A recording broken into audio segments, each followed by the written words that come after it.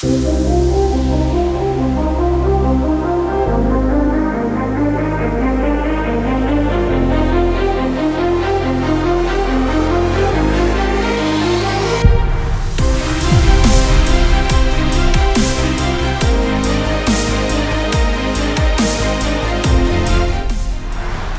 do think the green transition requires a new mindset across the maritime workforce because this is much more than learning a new fuel or a new piece of equipment.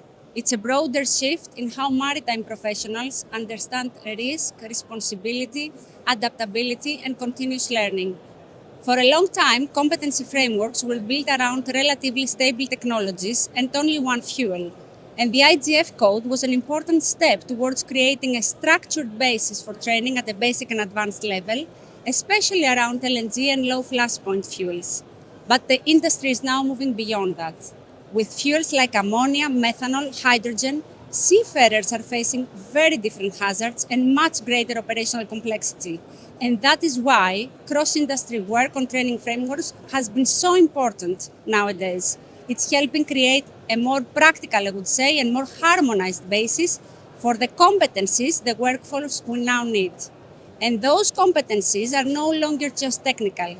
The next generation of seafarers will need technical competencies, digital capability and proficiency, and strong human skills. That means understanding alternative fuels and safety systems, operational procedures relating to bunkering, being comfortable with data and automation, having the resilience and situational awareness, and the judgment really to work safely under pressure. So the shift is really towards a broader model of readiness, one that is technical, digital, and human all at once.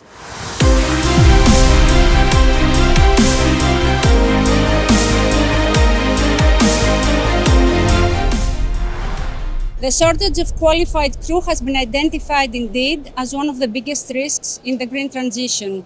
And it is not a side issue. It goes right to the heart of whether the industry can move forward safely and at scale. We're asking seafarers to manage more complex vessels, new fuels, new technologies, digital systems, and stricter safety demands at a time when the industry is already facing major workforce shortages, especially in senior officers. So this is not just a future challenge, it's a current operational constraint. For ship operators, the first step is to treat training as a strategic priority, not a support activity. If the workforce is not ready, the transition will not succeed safely. The immediate focus should be on the highest risk areas, such as fuel handling, emergency response, process safety, and digital awareness. Operators also need to invest in instructor capacity because without trainers, and qualified trainers specifically, the whole system slows down. And they need structured, scalable training pathways that are aligned with regulation, supported by simulation-based training and built into the company culture through the incorporation in the SMS manuals.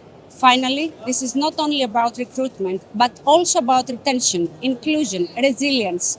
The organizations that lead this transition will be the ones investing in people as seriously as they invest in technology and infrastructure.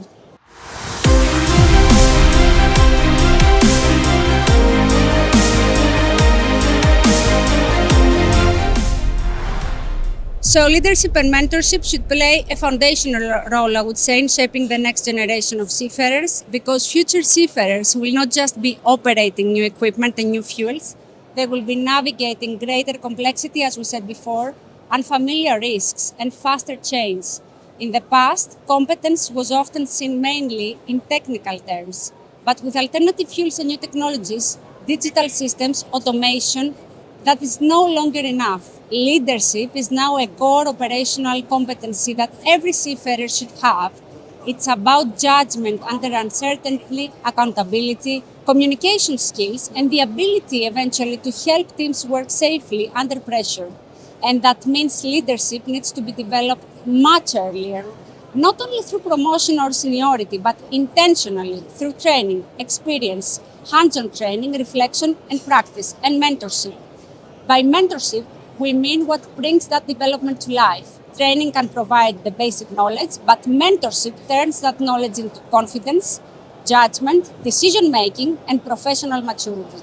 It helps younger seafarers especially connect theory with real operations, build their internal resilience, and understand the culture of safety on board. And in a sector facing workforce shortages already and retention challenges, that human support is just as important as the technical development itself.